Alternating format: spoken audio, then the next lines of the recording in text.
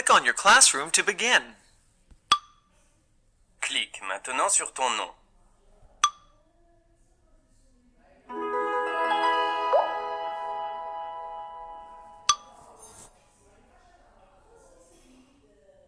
Lis le livre seul.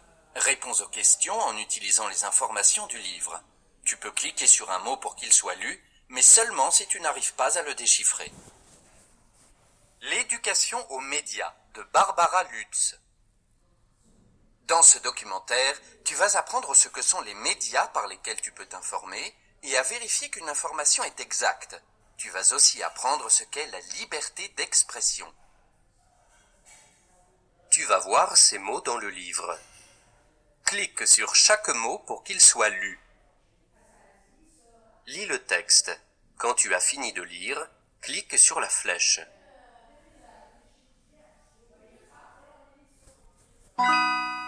En effet, une information doit toucher plusieurs personnes et doit être vérifiée avant d'être diffusée. Non, il ne s'agit pas d'une information, car il s'agit d'un fait privé d'une personne en particulier. Il s'agit effectivement d'une information, car c'est un événement qui a touché plusieurs personnes. Oui, il s'agit d'une information provenant d'une source sûre, Météo France, et qui permet d'alerter sur un phénomène qui va toucher plusieurs personnes.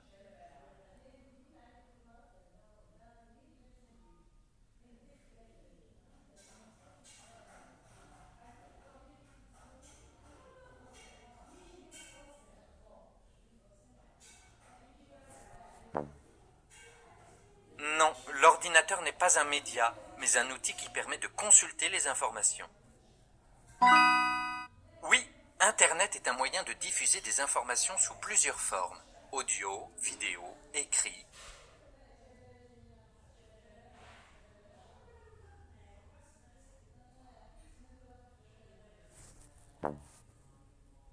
Non, il s'agit d'un journal sérieux, où les journalistes sont des professionnels qui ont pour rôle de vérifier l'information. On peut lui faire confiance. Non, un article provenant du ministère de l'écologie est une source sérieuse, car c'est une structure appartenant à l'État. On peut lui faire confiance. Tout à fait. Un internaute n'est pas une source fiable. Il a le droit de s'exprimer sur son site, mais il faut toujours vérifier les informations en les vérifiant sur d'autres sites.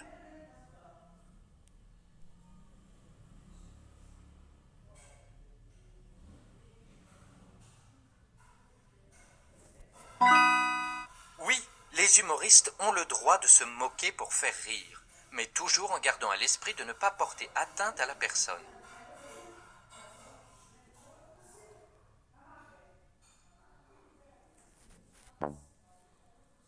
Non, chaque personne est libre de penser ce qu'elle veut. Une personne est libre de publier son opinion sur Internet à condition de respecter l'avis des autres. Non, il est autorisé de poster des photos d'une autre personne du moment qu'on a son accord. Tout à fait, il est totalement interdit d'insulter une personne à cause de la couleur de sa peau. On appelle cela de la discrimination. Parfait.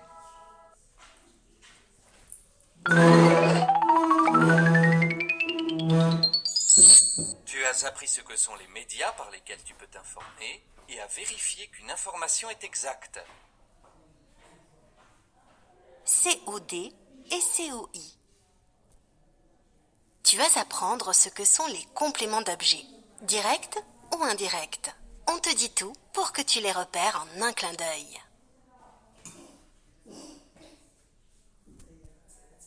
Commençons par expliquer les mots.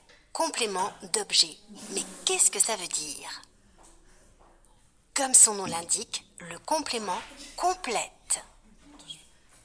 Ici, le complément complète l'objet, c'est-à-dire ce dont on parle. Objet, comme quand on écrit un email. On écrit d'abord l'objet, c'est-à-dire ce dont on va parler dans le message. L'objet, c'est ce dont on parle. Qu'est-ce qu'un complément d'objet dans une phrase? Le complément d'objet est un groupe de mots qui suit le verbe pour compléter le sens de la phrase. Observons par exemple la phrase « L'équipe de Lola a gagné le match ». On pourrait dire « L'équipe de Lola a gagné ». Mais qu'a-t-elle gagné? Un trophée? Une course? Un concours de mathématiques? Pour compléter le sens de la phrase, on ajoute donc un complément d'objet. Ici, le match. Pour le repérer, on peut dire « L'équipe de Lola a gagné quoi? Le match. » Direct ou indirect? Il y a deux types de compléments d'objet. Le complément d'objet est direct quand il suit directement le verbe. Par exemple, je parle anglais. Je parle quoi? Anglais. Anglais est un complément d'objet direct. Un complément d'objet est indirect quand il suit le verbe à l'aide d'une préposition. Par exemple, je parle de la lune.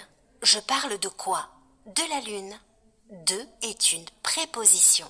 De la lune est un complément d'objet indirect. Pour aller plus vite, on appelle ces compléments par leurs initiales.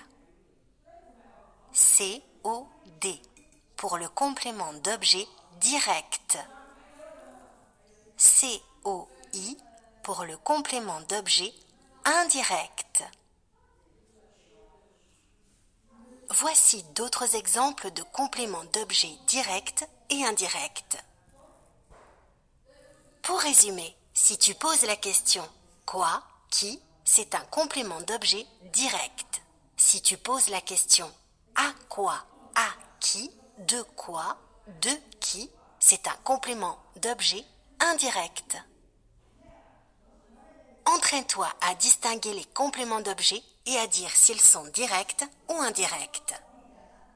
Entraîne-toi. Cette phrase contient-elle un COI ou un COD?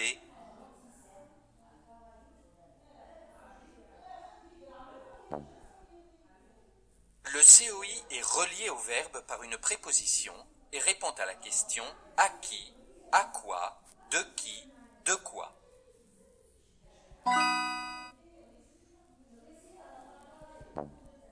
Le COI est relié au verbe par une préposition et répond à la question « à qui ? À quoi ? De qui ? De quoi ?»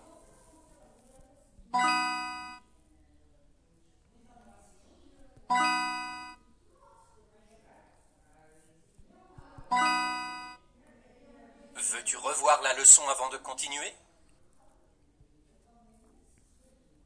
Pour résumer, si tu poses la question « Quoi ? Qui ?» c'est un complément d'objet direct.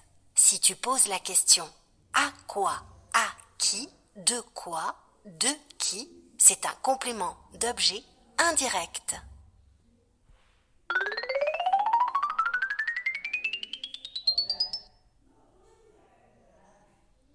À ton tour. Quel est le COD dans cette phrase? Tu peux t'aider en posant la question qui ou quoi après le verbe. Et rappelle-toi, un COD ne peut ni être supprimé, ni être déplacé.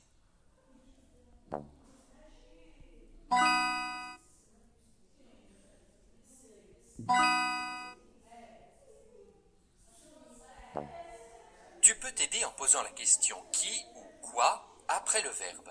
Et rappelle-toi, un COD ne peut ni être supprimé, ni être déplacé.